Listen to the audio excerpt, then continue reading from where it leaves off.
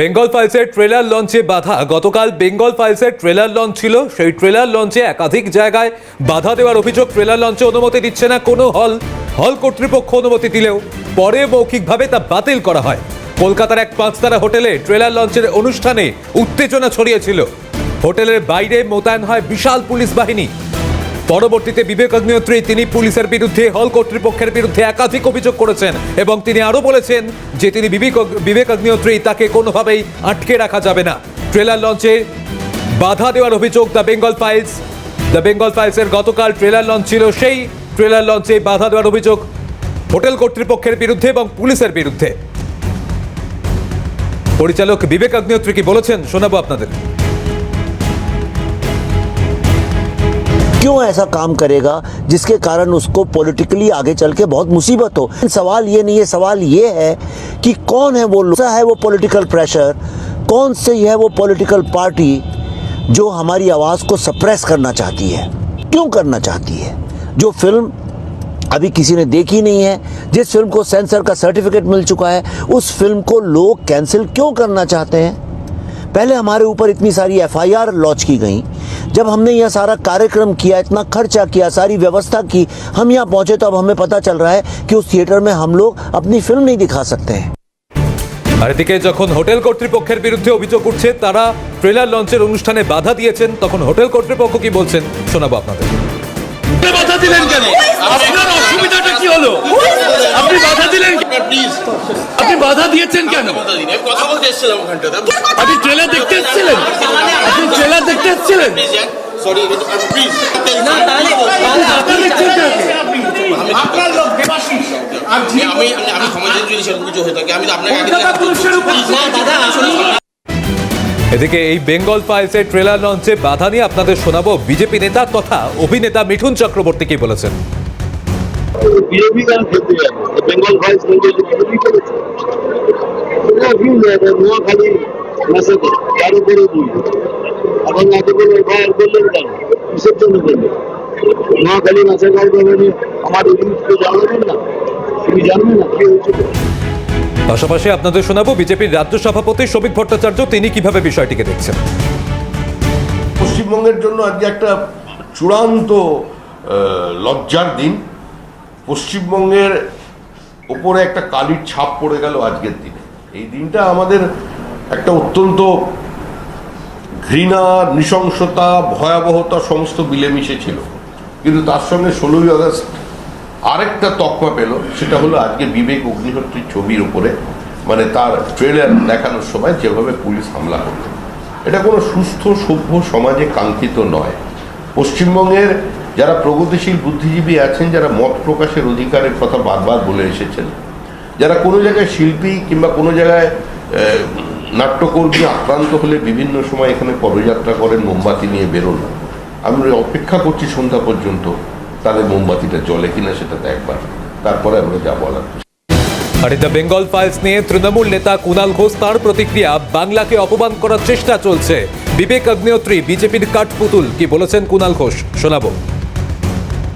বিবেক অগ্নিহোত্রী তিনি নাটক করছেন পরিচালক নামে, কিন্তু তিনি যেগুলো তৈরি করেন সেগুলো রাজনৈতিক উদ্দেশ্য প্রণোদিত এবং মানুষে মানুষে বিভেদ বাড়ানোর। ওনার ক্ষমতা হবে।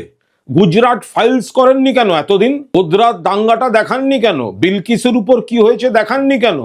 ইউপি ফাইলস করেননি কেন? কেন এমপি ফাইলস হয়নি? কেন মণিপুর ফাইলস হয়নি?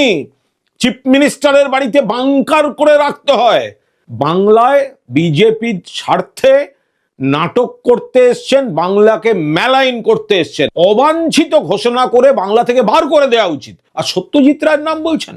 সত্যজিৎ রায়ের বাংলা বলেই আপনি দাঁড়িয়ে আছেন এখনো। লজ্জা করছে না সত্যজিৎ রায়ের বাংলা এসে বিভেদকামী শক্তির হয়ে বাংলার বিরুদ্ধে কুৎসা করার সমস্ত প্ররোচনামূলক উপাদান ছড়াতে আপনার লজ্জা করছে না? তৃণমূল নেতা কুণাল ঘোষ তার এই মন্তব্যের পাল্টা বিজেপির রাজ্য সভাপতি শ্রমিক ভট্টাচার্য কি বলেছেন শোনাবো। বাবা, এত শিল্পী এত তারকাকে পাঠিয়ে দিয়েছেন লোকসভায় না বিধানসভায়, করুন একটা। উনি তো ভালো লেখেন, লেখা ভালো, কথাও ভালো। উনি এবার পরিচালক হন, ওই ভূমিকাটা উনিই পালন করুন, করে দেখান সারা দেশ জুড়ে। যাদের হাত ধরেছেন কংগ্রেস, তারা কিন্তু গুজরাটের মাটিতে দাঁড়িয়ে, আহমেদাবাদ কিংবা সুরাটে দাঁড়িয়ে গুজরাট দাঙ্গা নিয়ে কোনো শব্দ উচ্চারণ করে না। রাহুল গান্ধীকে নিয়ে গিয়ে একবার সঙ্গে করে, ভালোই তেমন সম্পর্ক দেখছি, চাটা খাওয়া দাওয়া হচ্ছে, কথাবার্তা চলছে, তা একবার যান না গুজরাটে, যে দুজনে প্রকাশ্যে গুজরাট দাঙ্গা নিয়ে বলুন, নরখাদক নরেন্দ্র মোদী যেগুলো বাইরে বলেছ।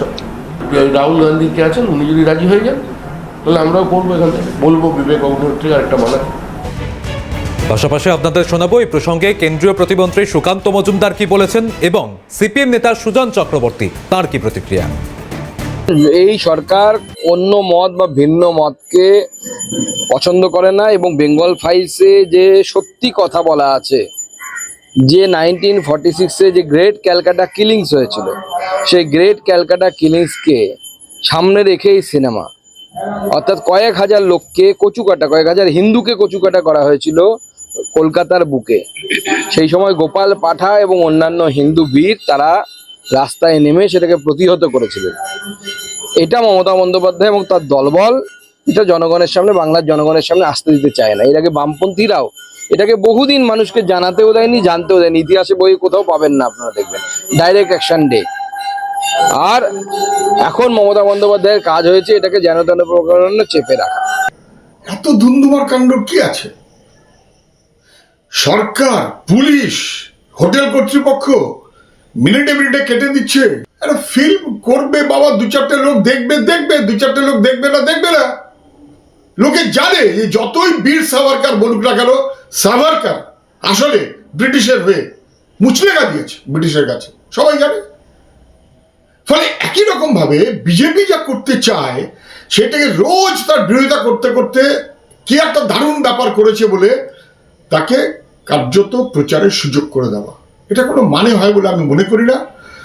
আমি কোনোভাবেই বেঙ্গল ফাইলস, কেরালা ফাইলস এর একদমই পক্ষে না, বিরুদ্ধে। রাজনৈতিক উদ্দেশ্য নিয়ে ওরা করছে, বিবেক অগ্নিহোত্রীরা, কোনো সন্দেহ নেই। কিন্তু সেটা যেভাবে তাকে ট্রিট করা হচ্ছে, ডিল করা হচ্ছে, আসলে বিবেক অগ্নিহোত্রীদের ফিল্মের সুবিধা পাইয়ে দেওয়া হচ্ছে।